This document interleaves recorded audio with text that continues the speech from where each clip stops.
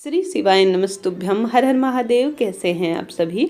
रवि प्रदोष व्रत आ गया है। सुंदर कथा का श्रवण करेंगे जिसे सुनने मात्र से जीवन में बहुत अधिक सुख प्रदान होता है। आरंभ करते हैं।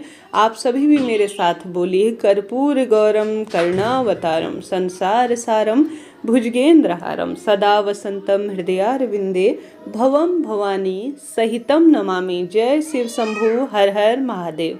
रविवार के दिन यह व्रत आने के कारण इसे रवि प्रदोष व्रत कहा जाता है। प्रदोष व्रत हर महीने के दोनों पक्षों की त्रयोदशी तिथि के दिन रखा जाता है।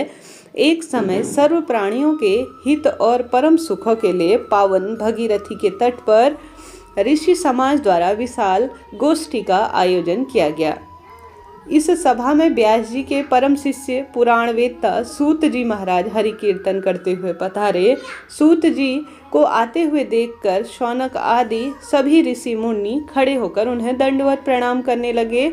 महाज्ञानी सूत जी ने भक्ति भाव से ऋषियों को हृदय से लगाया और आशीर्वाद लिया। विद्वान द्वारा ऋषिगण और सब शिष्य आसनों पर प्रणाम करने के बाद विराजमान हो गए। शौनक आदि ने पूछा, हे पूज्यवर महापते, कृपया मुझे यह बताने का कष्ट करें कि मंगलप्रद और कष्ट निवारक यह व्रत सबसे पहले किसने किया और इसका फल क्या प्राप्त हुआ। तो तब सूत जी महाराज बोले, आप सभी शिव के परम भक्त हैं। आपकी भक्ति को देखकर मैं व्रती मनुष्यों की आपसे कथा कहता हूँ, ध्यान से सुने। हर हर महादेव। श्री शिवाय नमस्तुभ्यम। रवि प्रदोष व्रत की कथा के अनुसार एक गांव में अति दीनहीन ब्राह्मण निवास करता था। उसकी साध्वी बहुत प्रतिव्रता और साथ ही शिव भक्त हुआ करती थी। वह स्त्री प्रदोष का व्रत किया करती थी। उसे एक ही पुत्र था। एक समय की बात है, वह गंगा स्नान करने के लिए घर से निकली ही थी कि दुर्भाग्यवश मार्ग में चोरों ने उसे घेर लिया और वह कहने लगे कि हम तुम्हें मारेंगे, अब तुम अपने घर के गुप्त धन के बारे में बतलाओ। बालक और उसकी माता दीन भावना से कहने लगी कि हे बंधुओं, हम अत्यंत दीन दुखी हैं, हमारे पास कहाँ से कोई धन है।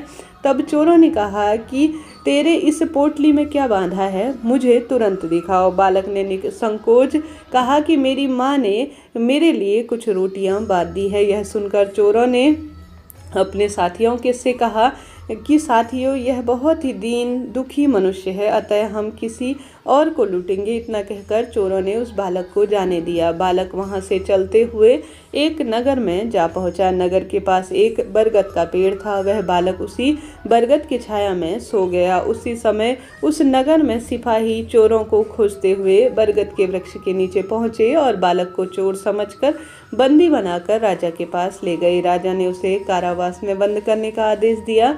ब्राह्मणी का लड़का जब घर नहीं लौटा तो वह उससे बड़े पुत्र की अपनी चिंता होने लगी। अगले दिन प्रदोष का व्रत था। ब्राह्मणी और ब्राह्मण ने प्रदोष व्रत किया। भगवान शिव से मन ही मन अपने जो बात थी, पुत्र की कुशलता इत्यादि की बात कही। भगवान शंकर ने उस ब्राह्मणी की प्रार्थना स्वीकार की।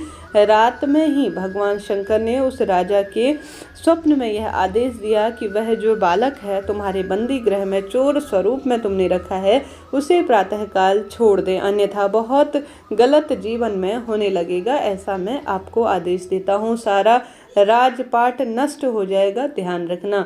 अतः प्रातःकाल राजा ने शिव जी की आज्ञा अनुसार उस बालक को कारावास से मुक्त कर दिया। बालक ने अपनी सारी कहानी राजा को सुनाई।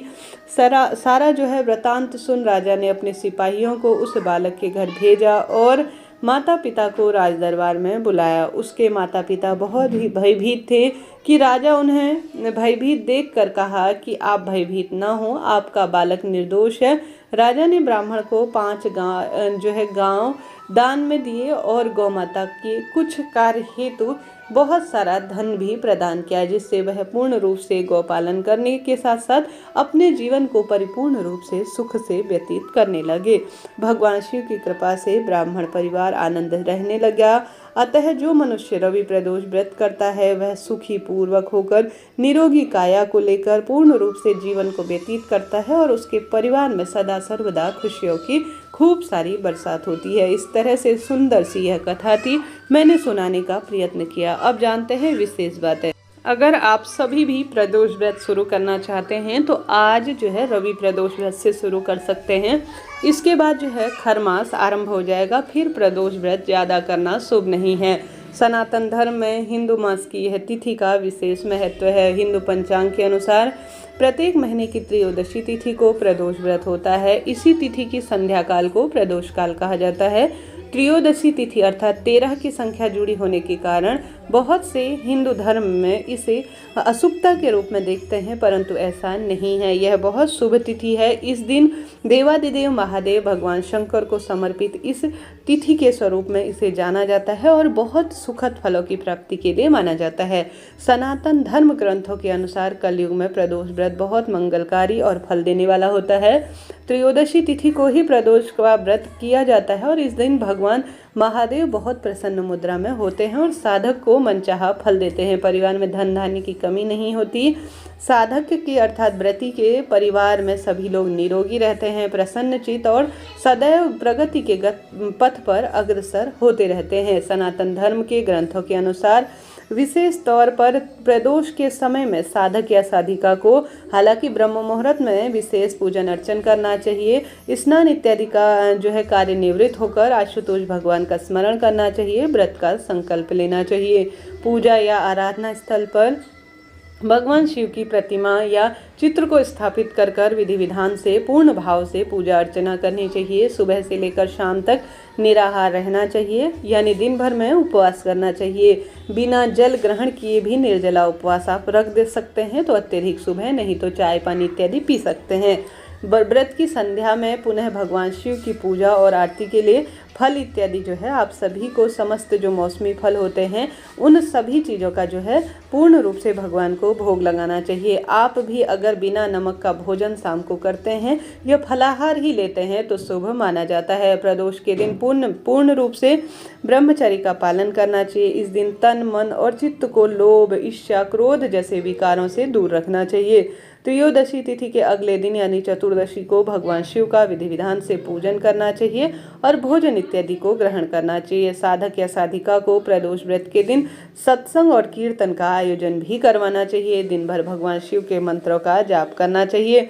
व्रती को प्रदोष व्रत के दिन पूर्ण रूप से तामसिक चीज़ों से दूर रहना चाहिए। प्रदोष व्रत करने से बहुत अधिक लाभ कहा गया है। व्यक्ति को उत्तम स्वास्थ्य रहता है, तनाव से मुक्ति मिलती है, बिगड़े हुए काम बनते हैं, घर में सुख सौभाग्य होता है।